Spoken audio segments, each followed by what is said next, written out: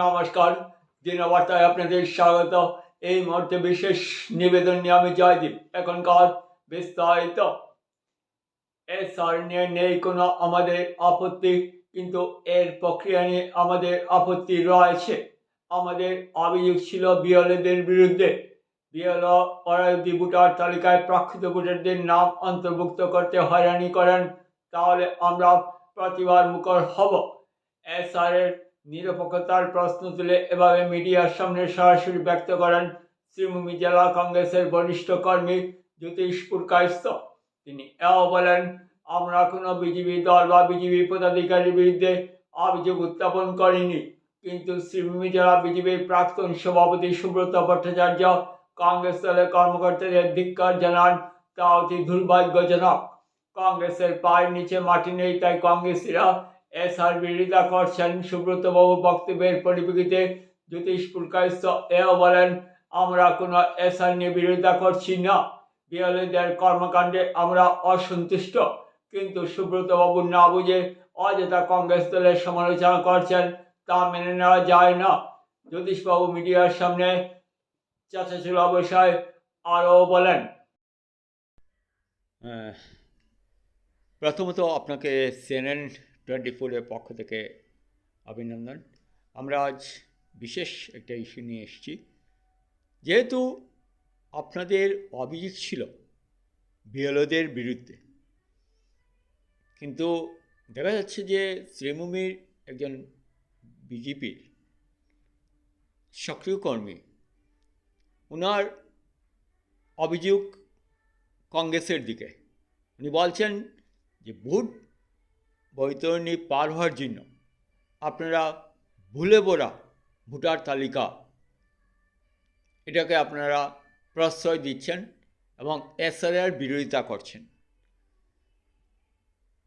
এই যে আপনাদের কংগ্রেসের বিরুদ্ধে এই যে অভিযোগ উত্থাপন হলো, যেহেতু আপনি একজন বরিষ্ঠ কংগ্রেস কর্মী, এর প্রত্যুত্তরে আপনি কি বলবেন আমাদের কাছে?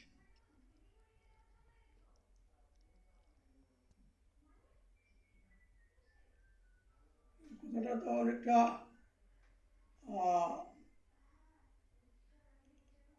বিজেপির যিনি বলেছেন, সম্ভবত আমি যেটা দেখলাম, সুব্রত ভট্টাচার্য প্রাক্তন প্রেসিডেন্ট নাকি, এই সুব্রতবাবু যে বলেছেন, এটা অনেকটা যেন নাচতে না জানলে উঠান পাকা। আজকে এই যে এসআর হচ্ছে, ভোটার লিস্ট এর এই যে রিভিশনটা চলছে, এই রিভিশনটা করছেন বুথ লেভেল অফিসার বিএলও। তারা কারা? তারা সরকারি কর্মী, তারা সরকারি মেশিনারির অংশ, বিজেপির নয়। সুব্রতবাবু তাদেরকে বেতন দেন না, সুব্রতবাবু তাদের অফিসার নন, সুব্রতবাবুর কথায় তারা কাম করেন না, তারা সরকারের কথায় কাম করেন। সরকারি কর্মচারীদের কাজের বিধি বিধান হচ্ছে সরকারের ইনস্ট্রাকশন মতো তাদের করতে হয়, সরকারের নিয়ম মতো, সরকারের সার্কুলার মতো করতে হয়। আর কখনো কখনো কোনো ক্ষেত্রে সার্কুলার অবিহনেও মৌখিক ইনস্ট্রাকশনেও কিছু কিছু কাজ হয়ে যায়। এটা সুব্রতবাবু কেন ধরে নিলেন যে বিএলওরা কিছু বিএলও কাজে অসন্তোষ প্রকাশ পেয়েছে, সেটা সুব্রতবাবু কেন ধরে নিলেন? তার পার্টির বিরুদ্ধে এই অসন্তোষ। হ্যাঁ, যেহেতু বিএলও সরকারি মেশিনারির অংশ, সরকারি কর্মচারী, সরকার পরিচালনা করছেন বিজেপি পরিচালিত হিমন্ত বিশ্ব শর্মা নেতৃত্বে আসামের রাজ্য সরকার পরিচালিত হচ্ছে। সেই প্রশ্নে রাজ্য সরকারের কোনো কাজের সমালোচনা গিয়ে যদি সরকারের গায়ে আঁচড় লাগে, এবং তা যদি সুব্রতবাবুর গায়ে আঁচড় লাগে তা আমাদের করার কিছু নেই। আমরা সুব্রতবাবুর সমালোচনা করি নাই, আমরা করেছি কাজের সমালোচনা এবং সরকারের নীতির সমালোচনা। আমরা জানি যে এসআর এর জন্য যে কাজ শুরু হয়েছে সেটা হচ্ছে যারা ভোটার, প্রতিটি ঘরের ভোটারদের যাচাই করে আবার তাদের নাম সন্নিবিষ্ট করা। কিছু কিছু ক্ষেত্রে যারা এই পরিবারের ভোটারদের মধ্যে যদি কেউ মারা যান তাহলে তার নাম বিয়োজনে যাবে। আর যদি নতুন কোনো ব্যক্তি ওই পরিবারের ওই হোল্ডিংয়ের ভিতরে 18 বৎসর অতিক্রম করেন তাহলে পরে তার নাম সংযোজন হবে। এই সংযোজন আর বিয়োজন এই কাজটি করা হয় ভোটার তালিকার ডিভিশনের মধ্যে। বাকি যারা ছিলেন এবং আছেন তাদের নাম তুলে দেওয়া হয়, এটাই বিধি। কারণ যাদের নাম ভোটার লিস্টে আছে, বিগত ভোটার লিস্টে ছিল, তারা হচ্ছেন এই দেশের নাগরিক। তো নাগরিকদের নাম তো ভোটার লিস্টে উঠতে হবে, এটাই হচ্ছে ভোটার লিস্ট তৈরি করার নিয়ম, নাগরিকদের নাম তোলা। নাগরিকদের মধ্যে যারা মারা গেছেন মৃত ব্যক্তির নাম কর্তন করা এবং যারা নূতনভাবে ভোটার তালিকাতে অন্তর্ভুক্ত হওয়া ক্ষমতা অর্জন করেছেন by virtue of their age, তাদের মেজরিটি প্রশ্নে তাদের নাম অন্তর্ভুক্ত করা, এই হচ্ছে ভোটার লিস্টের কাজ। কিন্তু যারা বিগত ভোটার লিস্টে নাম আছে, যারা মারা যাননি, তাদের নাম অটোমেটিক্যালি উঠতে হবে। এবার প্রশ্ন হচ্ছে ভোটার লিস্টের যুক্তিকতার প্রশ্নে ইনুমারেটর বা বিএলও ভোটারদের ঘরে গেলেন কিনা, তাই প্রতিটি ঘর থেকে বিএলওকে একটা সই আনা দরকার। উনি যে গেছেন সেই কাজকে অ্যাসিওর করার জন্য সেই তার কাজের পক্ষে একটা পরিবারের একজনের সিনিয়র ম্যান, গার্জিয়ান, অভিভাবক এর মধ্যে একজনের একটা সই নিয়ে আসলেই হলো। যারা দূরে থাকে তাদের নাম, যারা বাড়িতে নেই তাদের নাম, তাদের ভোটার আইডি, আধার কার্ড এসব দেখে তাদের নাম তোলা যায়। তাদের নাম ওঠানোর ক্ষেত্রে কোনো প্রতিবন্ধকতা নেই, ইম্পিডিমেন্ট কিছু নেই, তাদের নাম তোলা যায়। এবং এটাই রিভিশনের প্রথম দিকে এই আলোচনায় এই লক্ষ্যমাত্রায় স্থির করা হয়েছিল, এই ইনস্ট্রাকশনটাই দেওয়া হয়েছিল। হঠাৎ করে এভাবে কাজও চলছিল। হঠাৎ করে কিছু কিছু বিএলও কিছু কিছু মানুষের বাড়িতে গিয়ে বলছেন প্রতিজন ভোটারকে আমাদের সামনে আসতে হবে এবং প্রতিজন ভোটারকে সিগনেচার করতে হবে। এই যদি হয় তাহলে এটা একটা বিরাট বিশৃঙ্খলা সৃষ্টি করবে। কারণ আমাদের এই শহরেই আমি লক্ষ্য করেছি, আমাদের এই শহরেই বহু মানুষ বাইরে থাকেন জীবিকার প্রশ্নে, পড়াশোনার প্রশ্নে, উচ্চতর শিক্ষা নেওয়ার প্রশ্নে, বিভিন্ন জায়গাতে অনেকে মেডিকেল সায়েন্স নিয়ে পড়ছেন, অনেকে ইঞ্জিনিয়ারিং সায়েন্স নিয়ে পড়ছেন, অনেকে ম্যানেজমেন্ট ডিগ্রি নিচ্ছেন, অনেকে মাস্টার ডিগ্রি নিচ্ছেন। এই করিমগঞ্জে তো মাস্টার ডিগ্রি নেওয়ার কোনো ক্ষেত্র নেই, ইঞ্জিনিয়ারিং ডিগ্রি নেওয়ার কোনো ক্ষেত্র নেই। এই করিমগঞ্জে ডাক্তারি ডিগ্রি নেওয়ার কোনো ক্ষেত্র নেই। সুতরাং এখানে থেকে অনেককেই বাইরে যেতে হয় উচ্চশিক্ষা নেওয়ার জন্য, এখান থেকে অনেককেই বাইরে যেতে হয় যারা শিক্ষান্তে যারা চাকরি পান না, চাকরি নেই এখানে, যেহেতু কোনো ইন্ডাস্ট্রি নেই, জিরো ইন্ডাস্ট্রি জেলা, সুতরাং এখানের মানুষকে রুজি রোজগারের জন্য বাইরে যেতেই হয় এবং তারা বাইরে যান। সেই বাইরে যাওয়াটা শিক্ষিত, অর্ধশিক্ষিত, অশিক্ষিত সবারই পেটের তাগিদ আছে, বাঁচার চাহিদা আছে, পরিবারকে ভরণ পোষণ দেওয়ার প্রয়োজন আছে। সেই প্রয়োজন মেটানোর জন্য, চাহিদা মেটানোর জন্য তারা বাইরে গিয়ে থাকেন, বাইরে যান।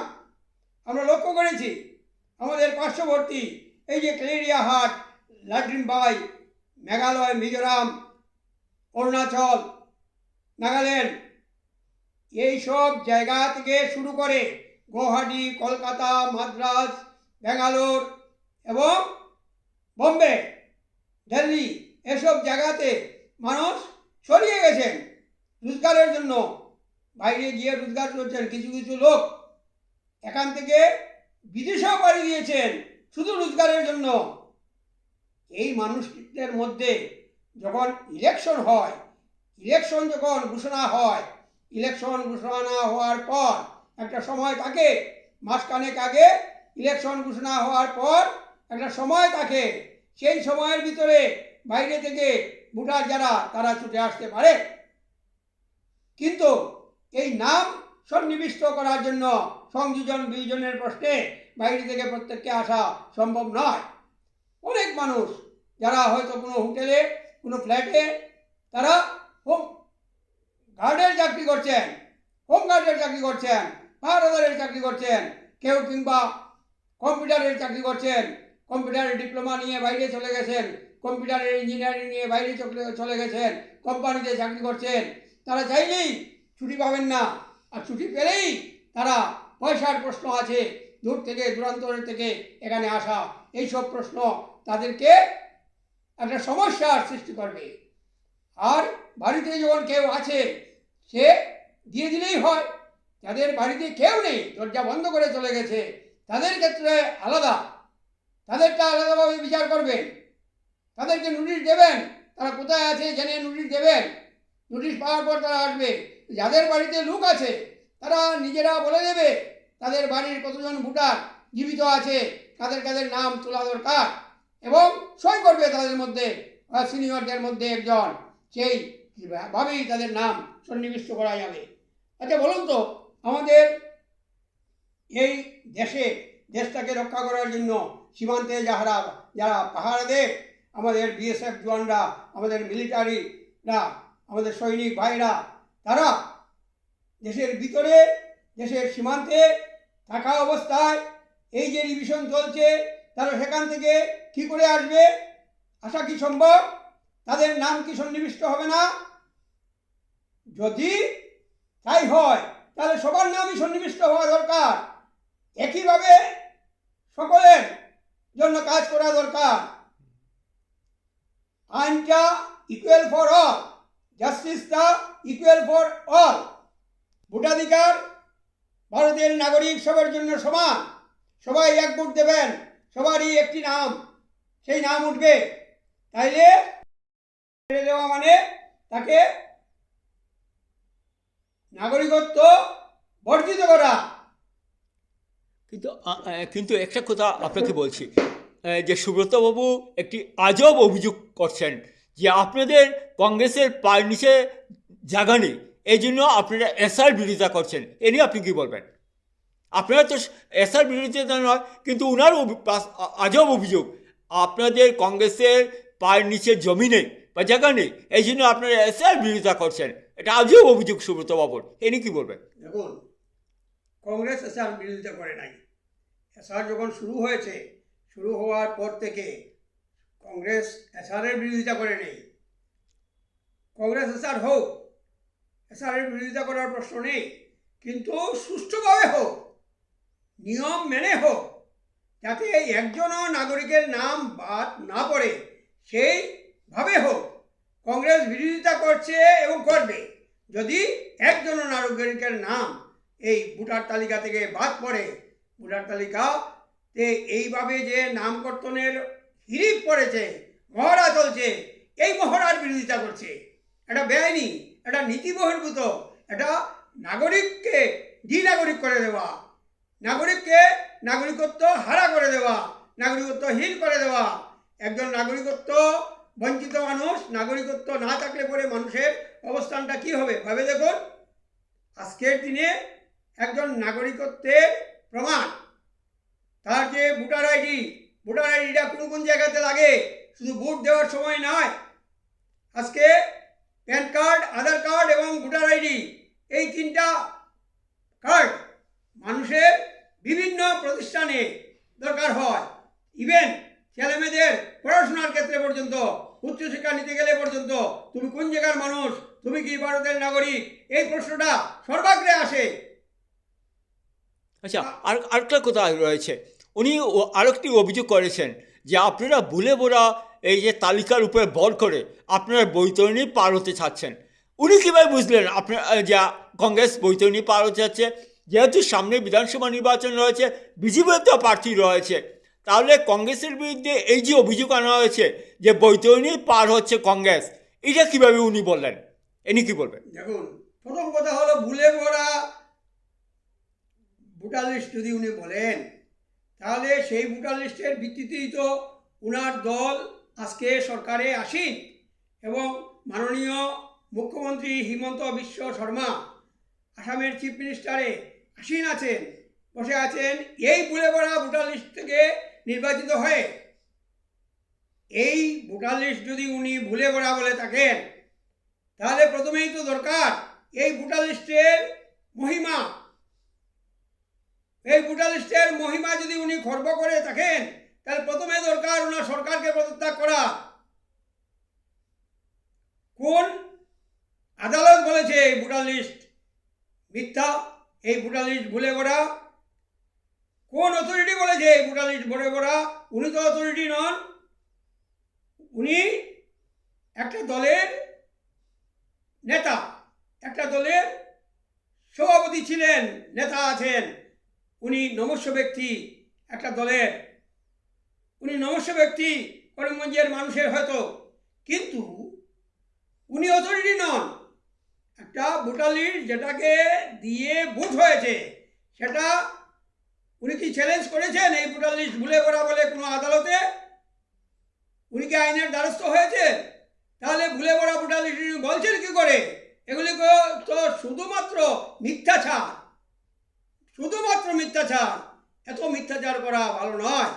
আমরা বলছি ভোটার লিস্টে যাদের নাম আছে তাদের নাম সন্নিবিষ্ট হতে হবে, শুধু যারা মারা গেছে তাদের নাম কর্তন করুন, আর যারা নতুনভাবে ওই পরিবারগুলিতে 18 বছর উত্তীর্ণ করেছে তাদের নামও সন্নিবিষ্ট করুন।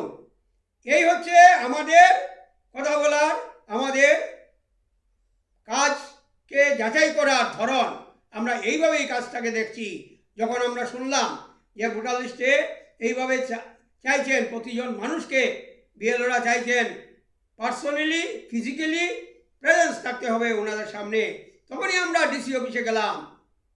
গত 2 দিন আগে আমরা ডিসি অফিসে গেলাম এবং ইলেকটোরাল অফিসার ইআরওর সঙ্গে দেখা করলাম, ডিসির সঙ্গে ফোনে কথা বললাম। ডিসি মহোদয় বললেন না এরকম কিছু নয়, এরকম কিছু নয়। ইআরও বললেন না এরকম কিছু নয়। আর আমরা আশ্বস্ত হয়ে এলাম।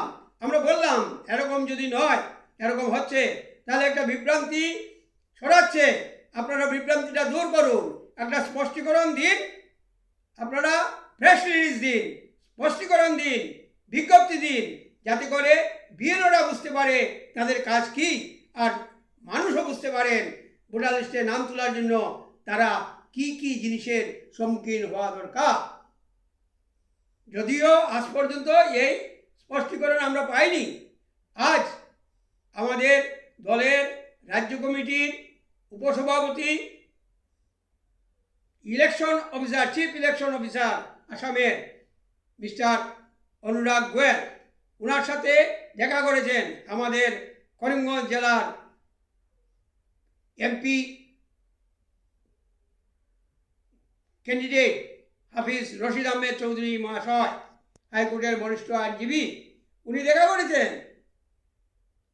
গোয়েল সাহেব বলেছেন না এটা হতে পারে না, যদি কেউ এটা করে থাকে আপনারা ডিসিকে মেমোরেন্ডাম দিন এবং আমাকে কপি পাঠান। আমাকে হাফিজ রশিদ আহমেদ চৌধুরী ফোন যুগে এই কথাটি বললেন।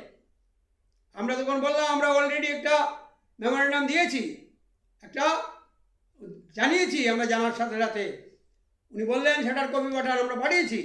এবং এই ঘটনার পর আমরা লক্ষ্য করলাম যেদিন হাইলাকান্দিতে মুখ্যমন্ত্রী এলেন সেই দিনেই করিমগঞ্জ জেলার 15 জন বিএলওদের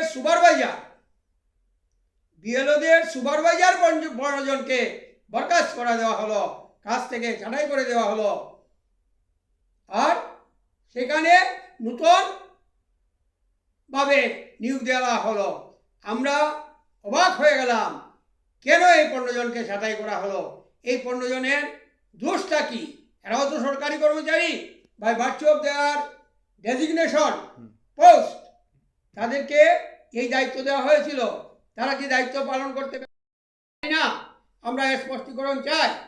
এবং আমরা আরও লক্ষ্য করলাম এই 15 জন যাদেরকে ছাঁটাই করা হলো তাদের মধ্যে প্রায় সবই একটি সম্প্রদায়ে। তাতে স্বাভাবিকভাবেই প্রশ্ন জাগে, এই সরকার এই এসআরের কাজ, স্পেশাল ডিভিশনের কাজ করার ক্ষেত্রে একটি বিশেষ দৃষ্টিভঙ্গি নিয়ে কাজ করছে, এই সন্দেহটা জাগে। ভোট চুরি করার যে ছক, সেই ছক করার নমুনাটা শুরু হয়ে গেছে। যদি ভোটার লিস্ট থেকে ভোটার কর্তন করা হয় তাহলে ভোট কম হবে, ভোট চুরি হয়ে যাবে।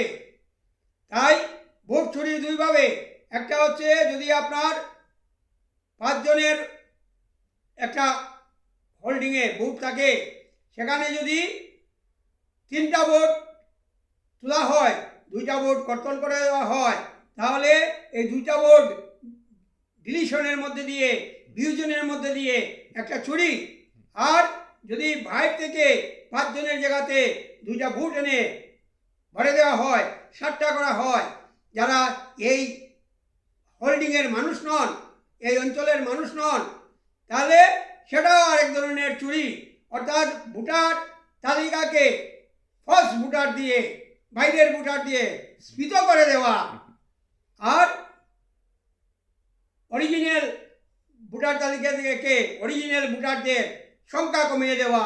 এই দুই ধরনটাই হচ্ছে, দুই কিসিমটাই হচ্ছে, দুই নম্বরটাই হচ্ছে ভোট চুরির দুই টেকনিক।